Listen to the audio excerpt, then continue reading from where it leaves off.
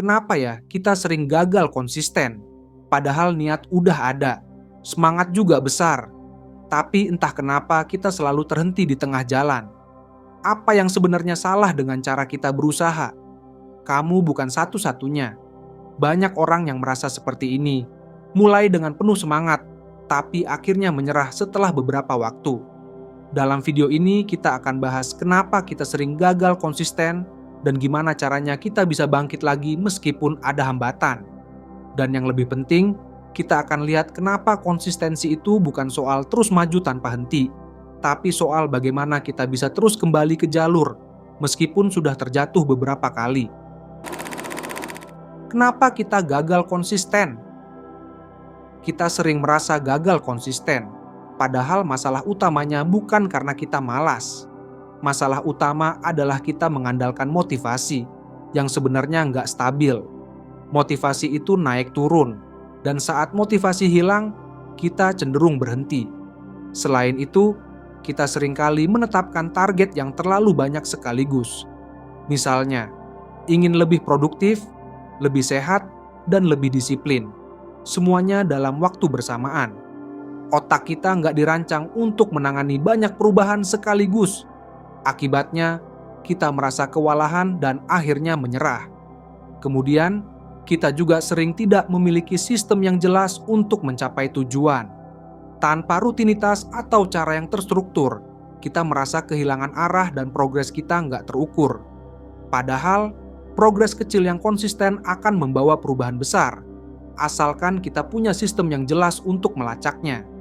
Jadi, konsistensi bukan soal semangat besar di awal, melainkan soal tahu bagaimana mengelola harapan, mengatur langkah kecil, dan memiliki sistem yang jelas.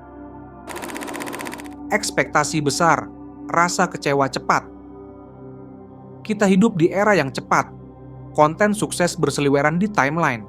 Cerita, dulu aku biasa aja, sekarang udah sukses. Jadi konsumsi harian. Tanpa sadar, kita ikut terburu-buru. Lalu kita mulai niat olahraga tiap pagi, nulis jurnal tiap malam, bikin konten tiap minggu. Tapi begitu kita nggak lihat hasilnya dalam seminggu, semangat itu hilang. Dan kita menyimpulkan, aku memang nggak konsisten dari dulu.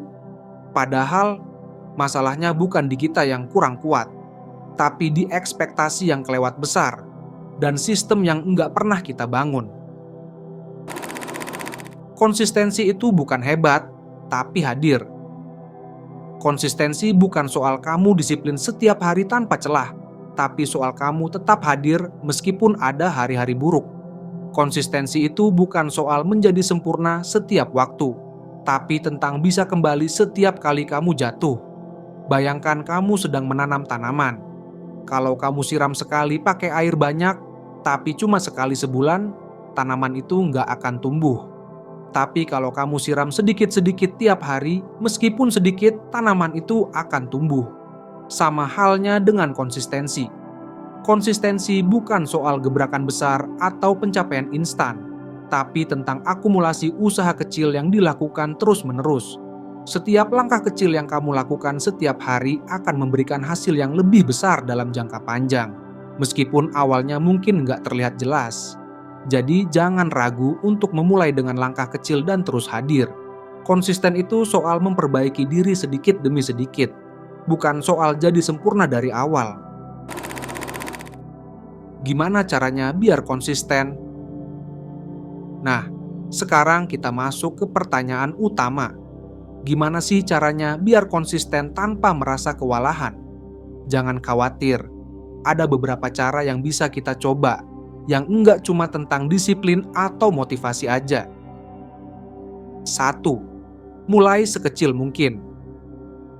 Seringkali kita kebablasan menetapkan target besar yang terlalu ambisius. Padahal, konsistensi dimulai dari hal kecil. Misalnya, kalau tujuanmu adalah membaca buku, jangan langsung targetkan 1 buku dalam seminggu. Coba mulai dengan 1 halaman setiap hari. Yang penting, kamu mulai. Semakin kamu konsisten dengan hal kecil, semakin besar kemungkinan untuk memperbesar target secara bertahap. Mengapa ini penting? Karena otak kita nggak langsung bisa menerima perubahan besar. Tapi kalau kita mulai perlahan, otak kita punya waktu untuk menyesuaikan diri dengan kebiasaan baru. Dan lama-lama, itu akan menjadi rutinitas. Tempelkan ke kebiasaan yang udah ada. Ini yang disebut dengan habit stacking. Kalau kamu udah punya kebiasaan yang rutin dilakukan, manfaatkan itu sebagai penopang untuk kebiasaan baru. Misalnya, kalau kamu udah terbiasa minum kopi setiap pagi, coba tambahkan kegiatan kecil lain setelahnya, seperti membaca satu halaman buku atau menulis satu paragraf jurnal. Ini memudahkan otak untuk menerima kebiasaan baru karena sudah terkait dengan kebiasaan yang sudah mapan. Kenapa ini berhasil? Karena otak kita lebih mudah menerima rutinitas yang berhubungan langsung dengan kebiasaan yang sudah ada. Jadi, kita nggak perlu memulai dari nol. Kurangi friction. Maksudnya, buat kebiasaan baru jadi semudah mungkin untuk dilakukan. Misalnya, kalau kamu ingin olahraga, siapkan pakaian olahraga dari malam sebelumnya. Letakkan sepatu olahraga di tempat yang mudah dijangkau. Kalau kamu mau menulis, buka dokumen atau buku catatan setiap pagi.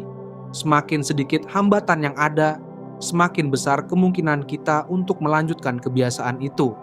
Semakin mudah sesuatu dilakukan, semakin besar kemungkinan kita untuk melakukannya secara konsisten.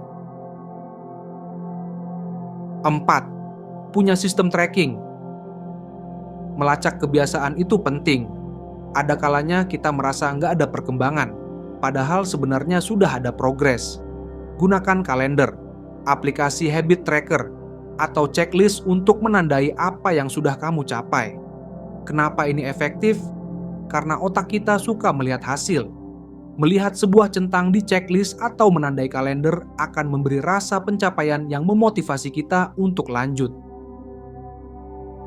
Jangan kejar sempurna, kejar hadir. Kesalahan terbesar yang sering terjadi saat kita berusaha konsisten adalah berpikir bahwa kita harus sempurna setiap hari. Faktanya, yang penting bukanlah menjadi sempurna, tapi terus hadir. Coba bayangkan kalau kamu hanya bisa melakukan satu hal dalam seminggu, dan itu adalah satu langkah kecil. Namun jika kamu konsisten melakukan itu, lama-lama itu akan membentuk perubahan besar. Jangan khawatir kalau sesekali kamu bolong. Yang penting, jangan biarkan satu kegagalan menghentikan seluruh perjalanan. Balik lagi, coba lagi, dan terus hadir. Konsistensi bukan soal terus-terusan, tapi soal hadir kembali setiap kali kamu terjatuh. Konsistensi bukan tentang keras kepala, tapi tentang lembut ke diri sendiri, dan tetap balik lagi setiap kali jatuh. Bukan soal kuat setiap hari, tapi soal nggak nyerah saat lemah. Kalau kamu bisa jaga satu hal kecil setiap hari, itu udah cukup buat berubah. Jadi pertanyaannya sekarang, apa satu hal kecil yang kamu mau ulangin tiap hari? Bukan karena harus, tapi karena kamu peduli. Tulis di komentar. Dan kalau kamu pernah gagal konsisten, tapi akhirnya bisa balik lagi, ceritain juga. Mungkin kisahmu bisa bantu orang lain bertahan. Terima kasih sudah meluangkan waktu untuk menonton. Semoga video ini bisa memberi sedikit ruang buat refleksi. Kalau kamu merasa ini bermanfaat, atau ada hal lain yang ingin dibahas lebih lanjut, silakan komen di bawah. Aku sangat senang dengerin pendapat kamu. Dan kalau kamu merasa channel ini bisa jadi teman perjalananmu, jangan lupa subscribe, biar kita bisa terus berkembang bareng. Sampai ketemu di video selanjutnya.